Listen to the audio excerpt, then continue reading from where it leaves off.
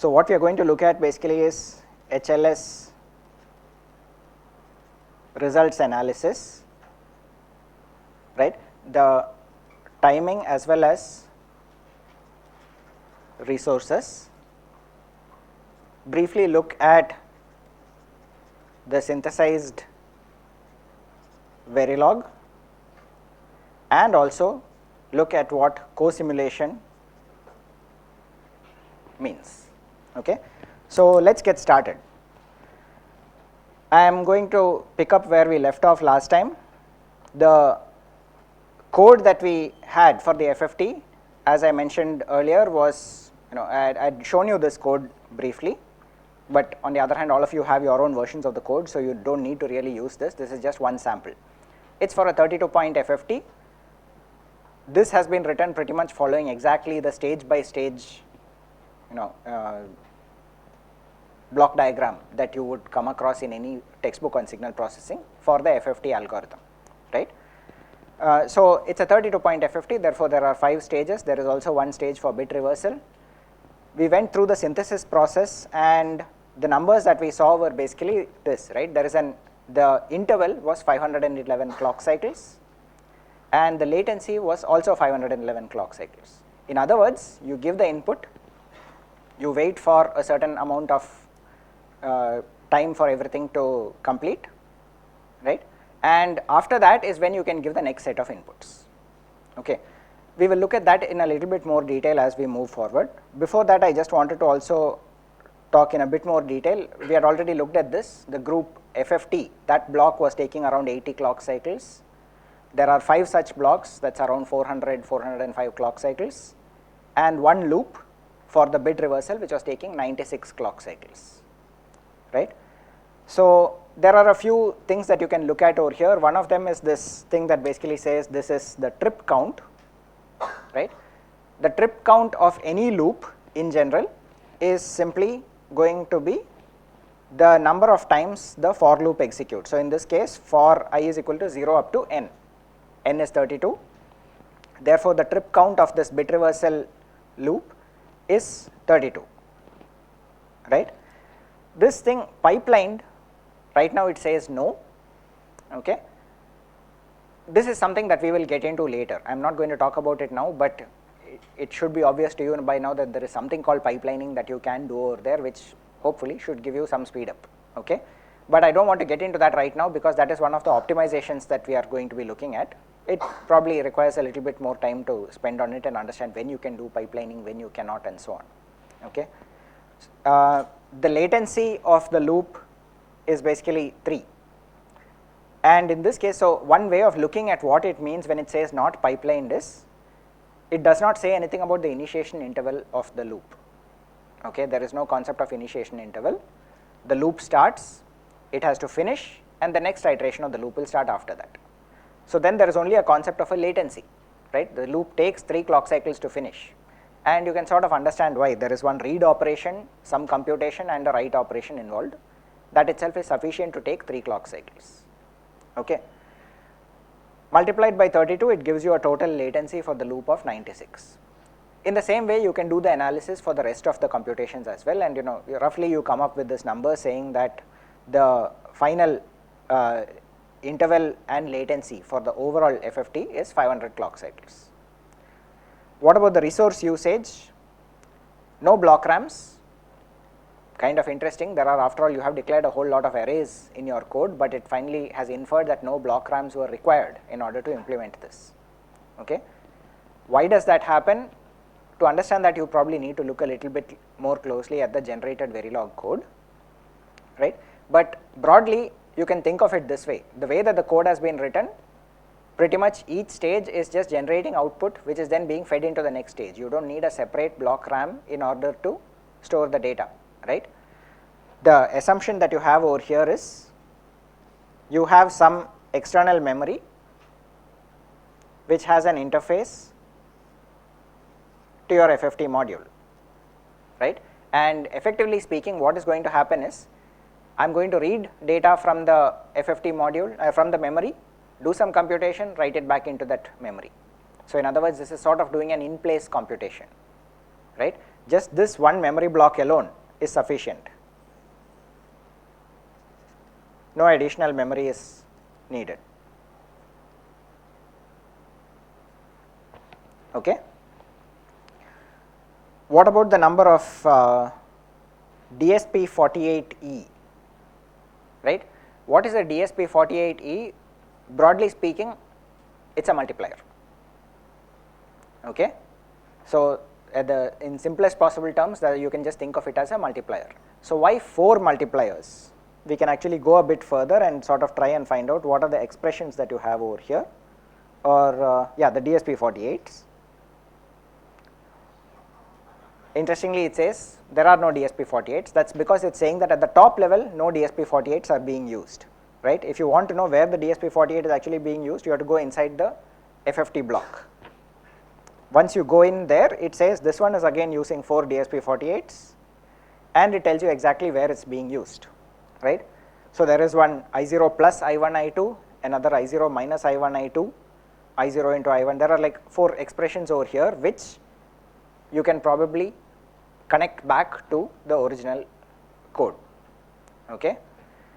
The other thing that you need to keep in mind is these are complex multiplications we are talking about. So one multiply operation that we use in our C code will translate into more than one multiplication operation in hardware. Okay. I'll leave it to you to do the exact sort of correlation and find out whether this number 4 makes sense or not. Okay. So, but apart from that, of course, the rest of it looks good. Essentially what it's saying is 4 DSP slices were used. So if we assume that one complex multiplication involves 4 hardware multipliers, then we are okay. No block RAMs were used. Number of flip-flops and number of lookup tables, we really don't know whether, there's no simple way of saying whether this is a reasonable number or not. Okay. You probably could do some analysis, mostly based on the fact that you can now go into the different instances, find out that a single instance of the FFT0 block is using 490 lookup tables and 490 flip-flops and 799 lookup tables.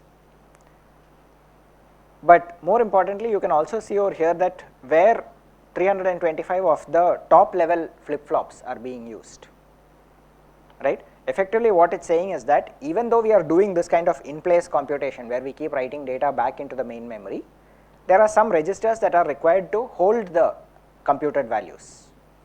Each of those is 32 flip-flops wide, and as a result the final thing that ends up taking 320 flip-flops.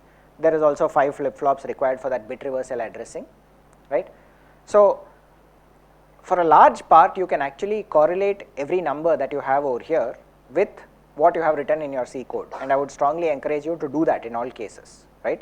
Don't get into the habit of click a button, just report the number that you get from there. You have to be able to explain why those numbers make sense, otherwise there is no point in using this tool for design. Okay, so all of this is fine. The interesting thing is it's finally telling you that it was able to synthesize the code, right? We already know that the C simulation can be run, right? The C simulation would essentially involve running this test bench, right? So what the C simulation, if you look at it, it would read in data from FFT file, data in cpp.txt, compute the FFT, take the result into an array called data underscore out, read the expected output from FFT file out, that is data out.txt, and then do a comparison between these two, right, to check whether they are within some tolerance limits, right? That's what the test bench is going to do. So if I run the test bench, what I will see is it will basically go through a process of compiling my test bench, compiling the C code. This is all C, there is no hardware at all involved anywhere in this, right? End result is CSIM done with 0 errors. That's the important part over here. Okay. How did it decide that 0 errors were there? Because after all, we did not print out any number of errors, right? We just sort of exited without printing anything. The assumption is that you are going to write your code in such a way that if there is an error, the number of errors is what you will be returning as the result of your test bench, right? So this return result, if you return any non-zero value, it will basically say that many errors were found. So it's up to you to see whether that makes sense or not. Okay. Once you have done all of that, you can do something called C/RTL co-simulation. Okay. So before we get into that, let's just quickly look at what the synthesis results look like, right.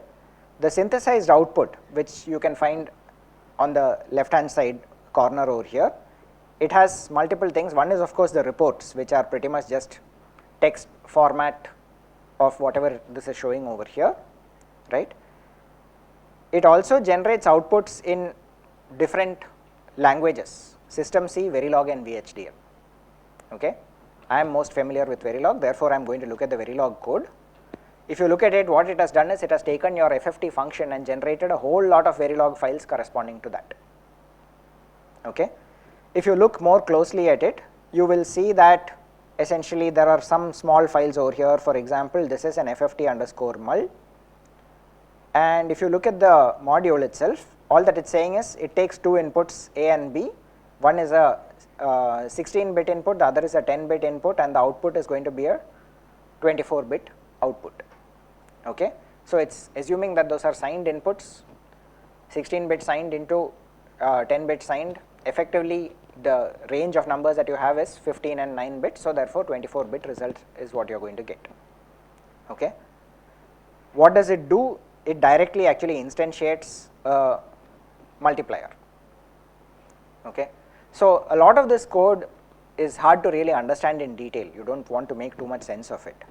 But what you can do over here is look at the top level FFT block. You can already see all the interface signals, the clock, reset, start, done, idle, ready, they are all present here. The signals for reading in from the outside world, the data is present, and writing out back to the outside world is also present.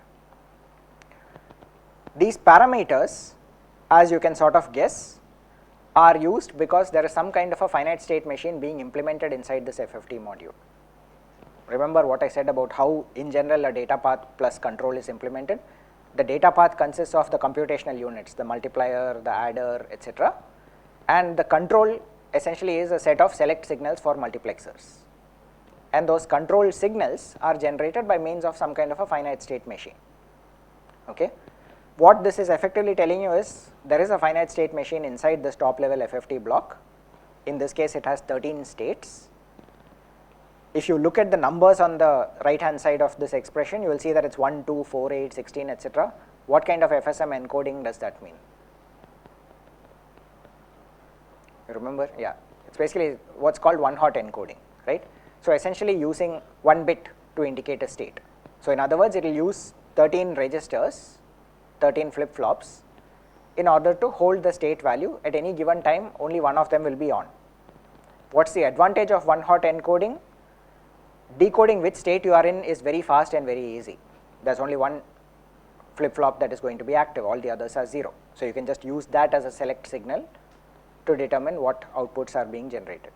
What's the disadvantage of one-hot encoding? The number of flip-flops that you use, right? But on FPGAs, flip-flops are plentiful, right? The number of flip-flops that you have on an FPGA compared to what you would get on an ASIC for a given amount of logic, FPGAs are very rich in flip-flops. So you will typically see things of this sort, right? There will be a lot of buffers, there will be a lot of small flip-flops, there will be a lot of finite state machines with one-hot encoding, things that you would not normally implement in ASIC designs. Okay, that is one of the sort of differentiating things that you need to keep in mind when you are writing code for an FPGA versus for ASIC. In our case, we don't care too much about it, hardware, as long as we get working hardware, that's all, right?